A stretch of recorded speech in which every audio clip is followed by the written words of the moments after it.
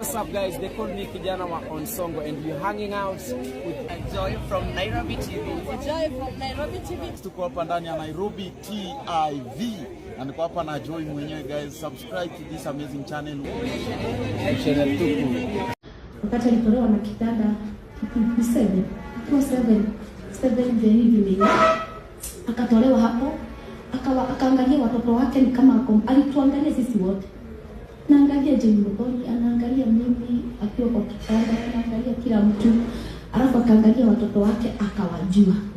Machozi yake ikaanza kutiririka. Akalia. Sky akasema anataka aingie hiyo ambulance na yeye amwambie kitu. Sky akamwambia, "Mom, I know you are a fighter.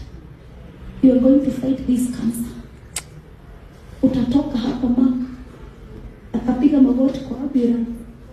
Mbio Mungu usiache mamangu akufe. Kile wakati tulifika Kenyatta. Ilikaa siku 2.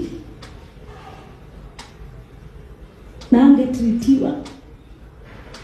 Already cancer ilikuwa imemkula. Akiwekwa damu inakunywa. It was too late. But vile naweza waambia kama nafikia beti. Hatujaruzi.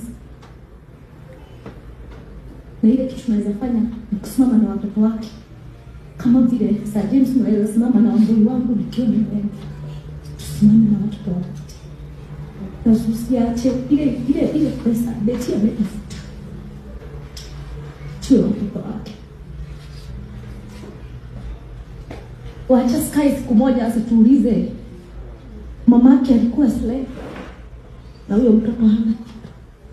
Wenye wanatengeneza content watengeneze tuna jina.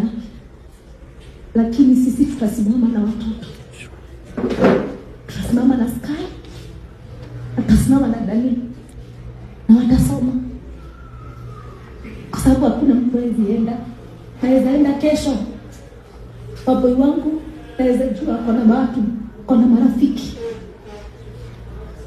Na kuna wazazi wengine. Saa hii sisi wazazi wa Sky na Dani na watasoma. God bless you.